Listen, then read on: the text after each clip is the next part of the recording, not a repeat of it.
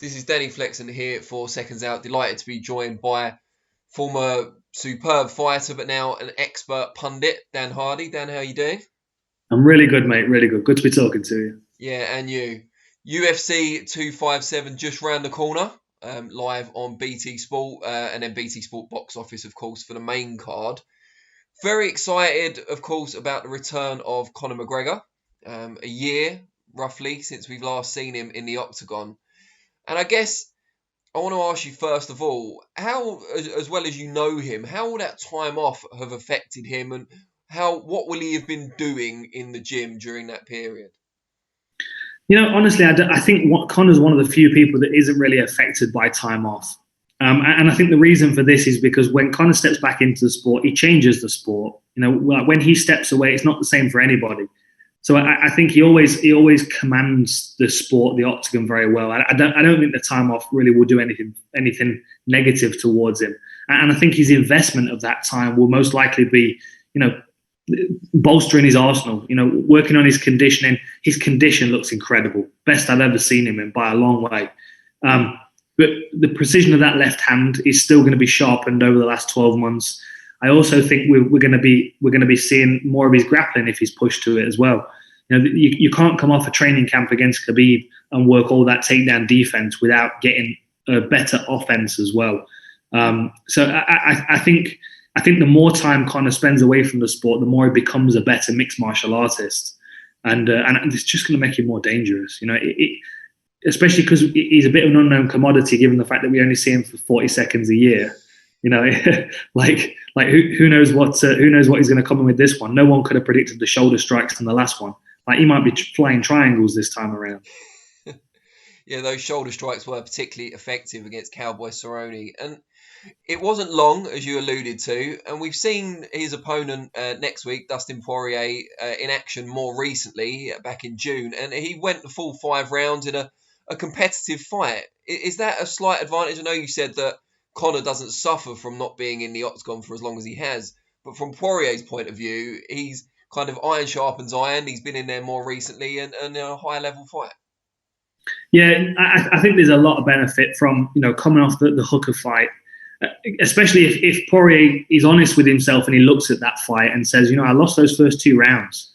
Because if this fight goes past the first 2 rounds, that's where it starts to get really interesting for Poirier. I mean, even if he gets past the first round, but if he gets into the later rounds, he's going to have to claw himself back on the scorecards. I just don't see him coming out and dominating from the first round.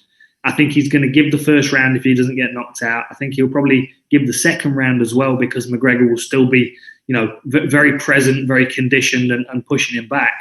But it's that slow erosion from Poirier that works his way into the fight, and that's what we saw against Hooker. He took all of his best shots in the first 2 rounds, and then he started to come on strong. And I think that there's a lot of confidence that he can take from that. Not only that he took a lot of Hooker's good shots, same thing with Gaethje, a big puncher in this division. Like, Hooker's not necessarily a big puncher, but he's a high volume puncher. Gaethje's a big puncher, so he's got both sides to the game that he's reassured himself he can deal with, and he knows that if he's got 3 rounds to go, even if he's lost the first 2, he can get the win on the scorecards.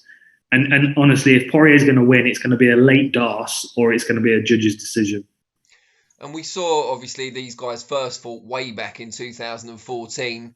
We know a great deal about what McGregor's achieved since, but for people out there who aren't as aware about Poirier's achievements and accomplishments, what ways predominantly would you say he's improved in the last 6 to 7 years? I think there's a lot of improvements in his game, but they're only minor improvements. The Poirier that we saw in the WEC is the same guy that we see now. There are slight refinements. His punching combinations have become slightly more diverse. He's added elbows and knees to his game. I mean, even against Hooker, we were seeing those like hammer fists up against the fence. There are other facets he's added to his game, but the foundation of it's still fundamentally the same. He's an aggressive boxer that squares up his stance. He likes to punch and step through from southpaw to orthodox to cover distance. And he's got that Brazilian Jiu-Jitsu black belt that's just in his back pocket if he needs it. The biggest difference for me is that obviously he's 10 pounds heavier in this weight class. And I think that 10 pounds has translated into muscle mass in the areas that he needs it the most. like around his neck, shoulders, and chest. Like they're the places that you want to bolster the muscle mass so you can take a better punch. And you know, if he can take a better shot in those first couple of rounds, he's got a much better chance of getting it into the deeper waters where he can be successful. How important is the extra kind of range and length that McGregor has in this fight? It's very important as long as he can use it. And I mean, the thing is, there's not a great deal of difference between the two. And I would say that the biggest difference, I mean, is it 2 inches in reach, I think?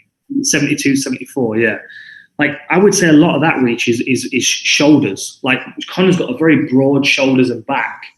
And the other thing as well is, you know, if you watch the way Conor fights, I mean, I broke it down in the War Room. If you watch the top shot of a lot of his knockouts, like the Brandao one, the Mendes one, like the full extension on the left hand, the distance between the left foot and the left hand is ridiculous. Like, he uses every inch of that reach. Whereas Poirier, even though he's only a couple of inches behind, he stands on a skateboard, he stands right in front of you, he squares up, and all of his punches come in loops. So the range is really useful for McGregor if the fight's at range. If it starts to get closed down, it makes very, very little difference, because that's where Poirier is in his face, he's standing on his toes, and then those shorter hooking punches, as you know from Mike Tyson, who's got one of the most shortest reaches in the heavyweight division, you know, short, powerful hooks are much easier to generate with shorter arms.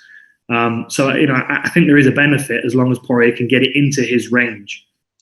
But then from that point of view, McGregor also likes to sometimes close the range and come in from kind of a 45 or 90 degree angle to whip those left hands across rather than straight on. So there's a danger for Poirier up close as well, right? Well, I mean, there is. The danger for Poirier is more... I mean, the thing is, like, the two ways that McGregor applies the left hand, if they're moving away from him, they're usually moving along the fence, and he usually punches them across the chin along the fence. But that also allows him to reset that pattern and cut 2 panels off and then restart it on the other side of the octagon. The other way is when they're closing distance on him and he just gives a little space, little slip to the outside of their right hand and then counters. It's slightly different in this one, given the fact that he's fighting another southpaw, because he's going to have to slip his head into a position which is not necessarily as comfortable for him. He's either going to be slipping